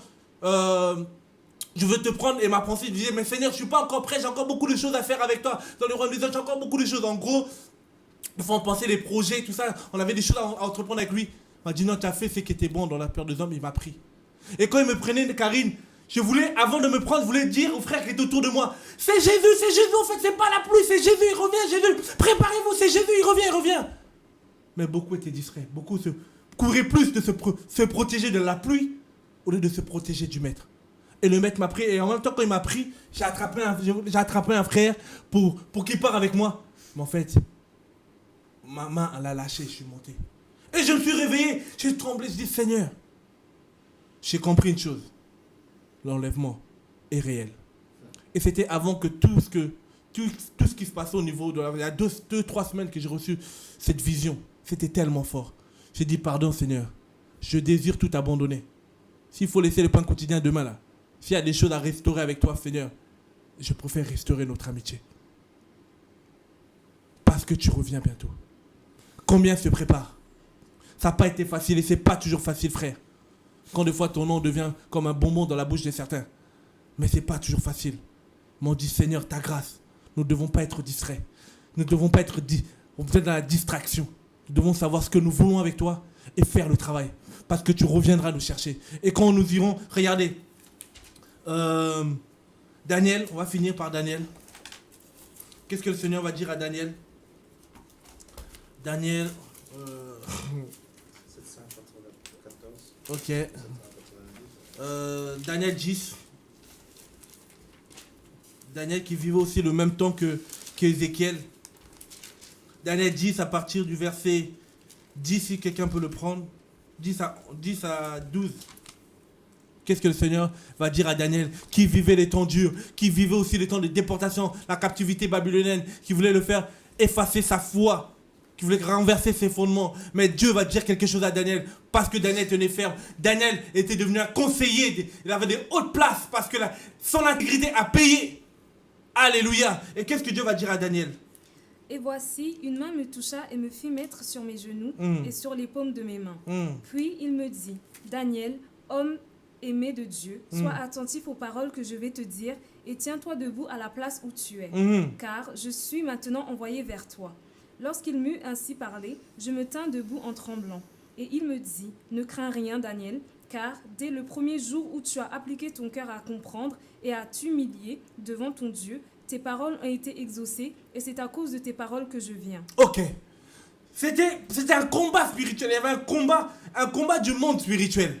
Mais Daniel, le Seigneur va lui dire, tiens-toi debout. Il va te dire, tiens-toi debout à la place où tu es. Frère, là où tu es, c'est pas facile. Nous vivons des temps chaotiques, nous vivons des temps critiques, nous vivons des temps de crise sur tous les plans. Un bruit, chaos total. Mais Dieu te dit, comme il a dit à Daniel, tiens-toi debout. Tiens-toi debout, frères et sœurs, à la place où tu es. À la place, il ne va pas dire va de non, là où tu es, là où Dieu veut t'utiliser, tiens-toi debout. Et il va continuer. On va prendre un autre passage dans Daniel 12 à partir du verset 13.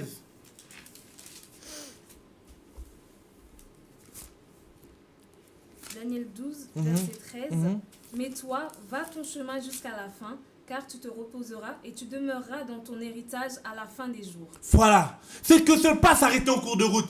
Tiens-toi debout là où tu es. Et quand tu entendras la pensée de Dieu par rapport au temps que nous sommes, même si c'est dur, mais Dieu continue à travailler. Alléluia. Il te donnera, il t'équipera. Il va te donner l'onction pour faire le travail. Mais tu dois faire une chose. Te tenir debout là où tu es. De comprendre là où tu es. Si tu sais que Dieu est là. Si dans ce que tu fais, tu sais que Dieu t'accompagne. Tiens-toi debout et fonce au nom de Jésus. Même si les gens ne te comprennent pas. À l'instar de Daniel, ça n'a pas été facile, mais Daniel, il a fait le travail. Et après, je vais lui dire, va dans le chemin jusqu'à la fin.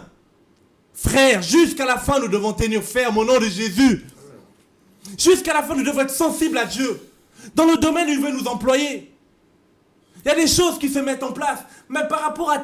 Je vais parler par exemple au niveau du social. Il y a la loi 1901 qui existe, la loi de la laïcité qui régit au niveau des lois. Et au niveau de l'Alsace, c'est le Morel, tout ça, c'est la loi 1925. Pourquoi? Parce que quand Waldeck Rousseau, un député juriste, a mis en place la loi 1901, l'Alsace, tout ça, était encore sous occupation, n'était pas encore française. Et quand la France a voulu récupérer l'Alsace en 1914, les Alsaciens, cette contrée-là, ils ont dit, nous on veut garder les fondements. Le fondement qui était Dieu. C'est-à-dire que, en fait, ne pas faire la séparation entre l'Église et l'État. La 1925. Et c'est pour cela jusqu'aujourd'hui, ils vivent selon cette loi-là. Mais laissez-moi vous dire, frères et sœurs, comme le monde se mondialise, on va tous rentrer dans le même paquet. C'est-à-dire bientôt aussi ça va disparaître. Ils sont en train de revoir beaucoup de choses. Ils sont en train de revoir beaucoup de lois. Mais toi, qu'est-ce que tu fais? C'est-à-dire ça va être dur pour tout le monde. Ça veut dire hier on voyait la persécution ailleurs, mais elle arrive aussi. Mais dans un sens où qu'est-ce que nous devons faire, chrétiens? Notre guerre n'est pas charnelle, elle est spirituelle. Comment ça spirituelle? Être dans la prière. Faire notre part comme Dieu nous demande de faire.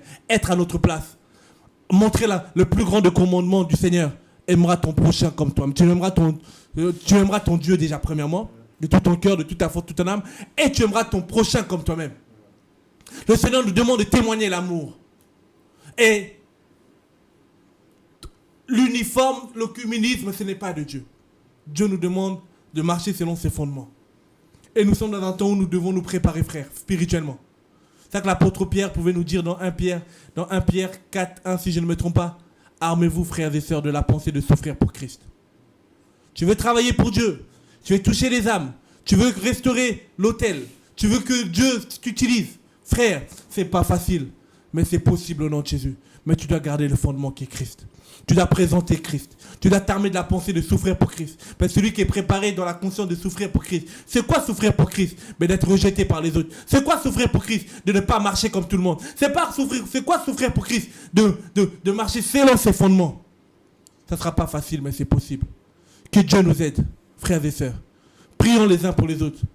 Prions pour ceux qui ont arrêté la foi, ceux qui étaient affaiblis. Qu'ils reprennent leur flambeau, qu'ils reprennent leur place, qu'ils reprennent leur manteau, qu'ils reprennent leurs chaussures au nom de Jésus. Et qu'ils sachent qu'ils doivent savoir ce qu'ils veulent. Nous ne sommes pas dans le temps des sentiments ou des choses, non. Premièrement, on se convertit parce qu'on aimait Dieu. On a choisi Jésus parce qu'il nous a réellement touchés, à moins qu'il ne t'a pas encore touché. On doit savoir ce qu'on veut, frères et sœurs. Le temps sans critique essayera de mal en mal. Et le Maître nous l'a déjà prévenu. Mais qu'est-ce que nous devons faire, chrétiens? Être à notre place comme Ézéchiel. Ne pas vouloir faire comme tout le monde, mais de garder les fondements de Dieu. Peu importe le prix, mais toujours avec l'amour. Car l'amour, ça supporte tout. Alléluia. Que Dieu vous garde. C'est ce que je voulais vraiment partager aujourd'hui. C'est-à-dire que Ézéchiel a tenu ferme. C'est possible, Cyril, on peut tenir ferme. On va vivre des moments pas faciles. Quand c'était loin, on se disait c'était loin. Maintenant, ça arrive à notre porte. Mais c'est possible de tenir ferme. Oui, c'est possible de là encore de bien manifester l'amour du Seigneur. Aimez vos ennemis. Aimez ceux qui vous persécutent. C'est possible d'aller voir les sans-abri, leur apporter le message de Christ, leur dire que Christ revient. On n'est pas des convertisseurs, frères, mais on est de ceux qui témoignent de l'amour de Dieu. Et Dieu disait à Ézéchiel, je vais t'envoyer vers des gens qui ne vont peut-être pas t'écouter. Même pas peut-être, ils ne vont pas t'écouter. Aujourd'hui, il y a aussi les gens qui ne nous écoutent pas. C'est pour cela que je vous dis simplement, frères et sœurs, préparons-nous, frères. C'est possible de faire un travail dans ce pays. Parce que là où le péché abonde, la grâce surabonde. C'est possible. Dieu, il a dit, je cherche un homme. Et je le crois que tu fais partie de cet homme. Que Dieu nous garde. Merci pour vos prières. Nous avons besoin de vos prières. Nous avons réellement besoin de vos prières. C'est pas facile, mais c'est possible. Pour aller loin, Cyril, il ne faut jamais oublier d'où on vient. Amen. Dieu permet des situations dans nos vies. Ce n'est pas en vain. C'est-à-dire que quand des fois, des moments de faiblesse, des moments où tu vas te dire j'ai envie d'arrêter, tu dis Seigneur, je n'ai pas fait ce beau chemin pour rien. Et Dieu va te rappeler toujours ses promesses. C'est pour cela, je t'encourage, frère, dans le travail. Je sais que tu es dans un processus et que Dieu continue son travail dans ta vie. Et que cet engouement-là, il va briser les choses, il va faire son travail. Mais je sais une chose, quand on se dispose comme un potier pour son maître, le maître s'en sert toujours. Amen. Et on va vous faire passer maintenant une vidéo par rapport à un travail qui se fait au niveau des sans-logis à Belleville. Un témoignage d'un sans-abri qui était dessinateur, qui à un moment aussi, il avait arrêté la foi. Et en allant à Belleville avec les sans-abri à Paris, en écoutant un peu l'évangile, les frères et sœurs qui vont là-bas au niveau du pôle visite, et sa foi était réallumée. Et en même temps qu'il y avait cette prédication où il y avait les sœurs PV7 qui chantaient, lui s'est mis à dessiner. C'est la chanson qu'il écoutait, il s'est mis à le dessiner. On était un peu touchés de voir le dessin. Et il va essayer, par ce témoignage qu'on va faire passer comme vidéo, de témoigner sa foi par le dessin, de dire qu'il était perdu, il cherchait un Dieu, et ce Dieu-là, il l'a trouvé. Et ce nom, c'est Jésus-Christ de Nazareth. Que Dieu vous bénisse. À notre prochaine émission, Être une voix pour les sans-voix. Bon courage, à bientôt. Au nom de Jésus. Bye.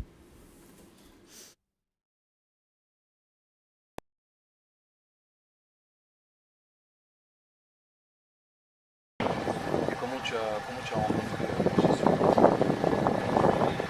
J'ai rencontré Jésus, j'ai rencontré la parole du Seigneur déjà enfant. Et puis je pense un petit peu comme tout le monde, je m'en suis éloigné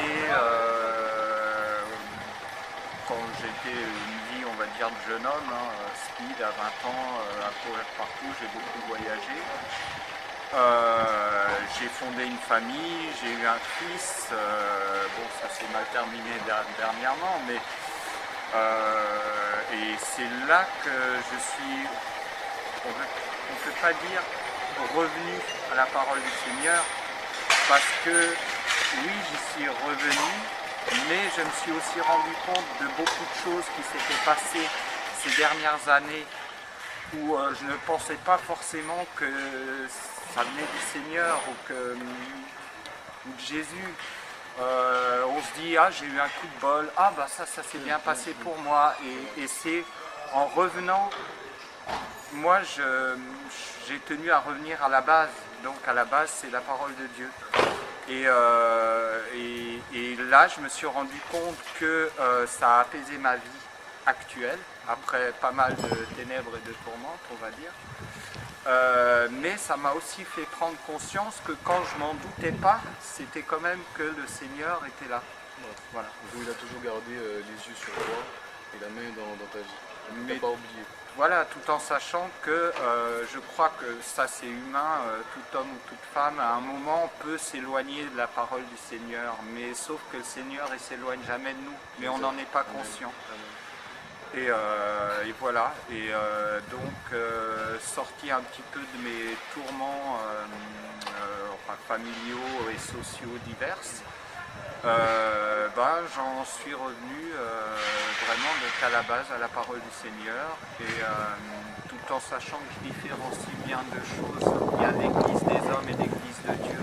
Moi des fois j'ai tendance à me méfier de la parole des hommes, parce que c'est souvent interpréter la parole de Dieu, c'est pas la parole de Dieu, c'est l'interprétation de la parole de Dieu.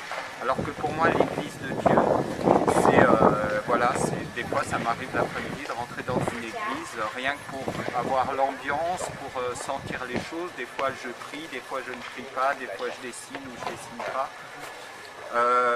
9 fois sur 10, quand je viens ici à la mission le dimanche matin, pendant la messe, je dessine automatiquement, je suis inspiré. D'accord. Okay. Alors, ou pas du tout des fois, pas du tout. Et est-ce que tu peux nous faire part de ces dessins que tu fais? Parce que notamment, nous étions à la mission des Saint-Logier, du coup, j'étais interpellé par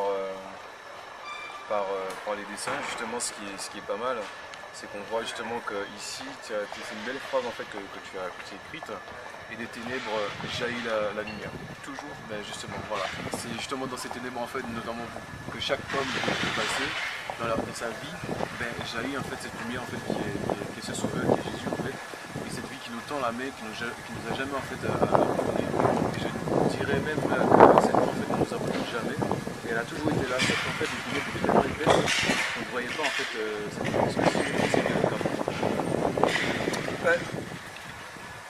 Oui, mais je pense que les ténèbres sont aussi entretenues par beaucoup de facteurs et par des gens aussi, et qu'on perd la conscience que la lumière existe.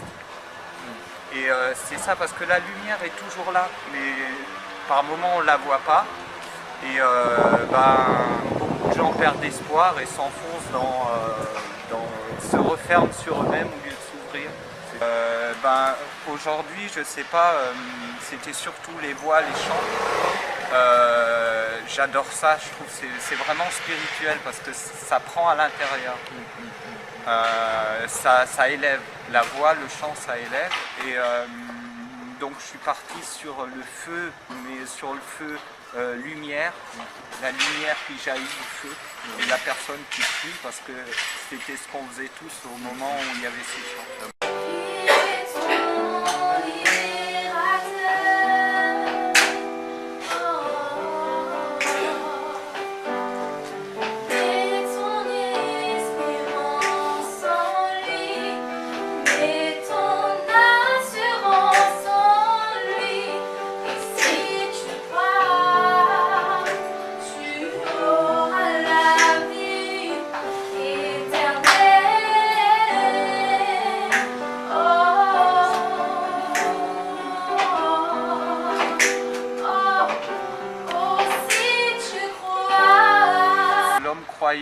C'est un homme qui est plus fort que les autres, ou la femme est plus fort. Moi, ça me ramène, moi je suis fort, je suis en mouvement, je ne peux pas être plongé dans le désespoir parce que la lumière est avec moi, elle m'accompagne. Et même si des fois j'en ai pas conscience, je sais qu'elle est là. Parce qu'actuellement dans la rue, il y a un climat assez raciste qui s'est imposé. Il y a un peu la guerre entre les gens des pays de l'Est et d'Afrique noire, entre certaines religions, personnes de religions différentes. Et le verset 22-20 de l'Exode, c'est « Tu ne maltraiteras pas l'étranger, tu ne l'opprimeras pas, car vous avez été étrangers en Égypte. » Et donc je prépare une fresque que je vais faire et après tout le monde peut lire, c'est dans la rue, c'est de l'art de rue. Est-ce que ta vie a changé quand tu as rencontré le Seigneur? Dans ces moments difficiles que tu rencontrais, est-ce que du coup tu continues à t'appuyer sur le Seigneur ou comment tu faisais en fait, quand tu rencontrais des situations difficiles, même des situations en fait, dans lesquelles tout le monde peut être en fait? Situation difficile, j'aurais eu tendance à m'énerver, à m'enfermer sur moi, ça va pas et tout. Et maintenant, moi la parole de Dieu, ça me permet de mettre une distance par rapport à... Donc, je suis bénéficiaire du RSA, j'habite dans un logement où je vais me faire expulser, j'ai pas d'EDF. Bon, ma situation sociale, bon, elle est ce qu'elle est. Mais la parole de Dieu, ça m'aide à mettre une distance par rapport à ça, à voir les choses de manière plus positive, en disant oui, d'accord, je sais, ma situation, elle est telle, mais c'est pas en me renfermant, c'est en m'ouvrant. Et m'ouvrir, c'est sur les autres. Et il est vrai qu'on a perdu l'habitude de parler de Dieu entre nous, je veux dire entre les gens, comme ça, assis sur un banc public, parlons de Dieu. Les gens, ils préfèrent parler d'un programme télévisé ou d'un film qu'ils ont vu, mais parler de Dieu, je ne sais pas, c'est devenu une sorte de tabou. Et moi, je dis justement, c'est ça qui libère. Parlons de Dieu. Et des fois, je suis assez surpris de me retrouver avec des gens que je ne connais pas, comme ça, dans la rue, on boit un verre, entre gens de la rue. La situation peut partir sur Dieu. Ça m'arrive souvent avec mes frères musulmans, de parler de Dieu. Et personnellement, moi, ça m'a ramené une force positive supplémentaire. Ça veut dire que ça m'aide à surmonter les problèmes parce que la parole de Dieu, elle est pour tous. Et des fois, je n'ai pas le droit de me plaindre parce que qu'est-ce que diraient les enfants qui vivent à Gaza ou les enfants qui vivent en Érythrée ou en Éthiopie par rapport à ma situation. J'ai mangé, je vais dormir avec un toit sur la tête. Ok, c'est une situation très précaire. Mais c'est vrai que comparé à ce qu'on peut trouver en Afrique ou même des fois même en France, et des personnes qui dorment dehors carrément, qui n'ont pas de toit, qui n'ont pas de vêtements, qui n'ont pas de couverture ou autre, c'est vrai qu'on peut penser à eux, mais pour justement, comme tu dis, se renfermer sur soi. Et du coup, c'est clair qu'avec le Seigneur, en fait, on garde toujours le sourire, on garde toujours cette étincelle en fait, d'espoir, de joie, de vie également qu'il nous faut en fait. Et en fait, cette essence en fait, qui nous permet en fait, de tenir aujourd'hui et pouvoir également progresser en fait, demain et ne pas non plus mettre tout ce qui nous arrive sur les dos en fait, du Seigneur. En fait. Ma foi, ça représente un mouvement. Ceux qui considèrent la religion comme quelque chose de figé, voilà, moi je leur réponds, la Bible c'est pas un livre, la Bible c'est 66 livres, c'est l'histoire, c'est l'histoire de l'humanité qui a été créée par Dieu. Et c'est des fois ce qui manque peut-être à certains croyants, c'est ce mouvement qui permet de toujours évoluer, de ne pas rester enfermé sur soi, être ouvert. Voilà, donc c'est clair, ça nous enseigne, ça doit nous parler. Ouais. Merci beaucoup, Christophe. Et Dieu est amour. Amen. Amen.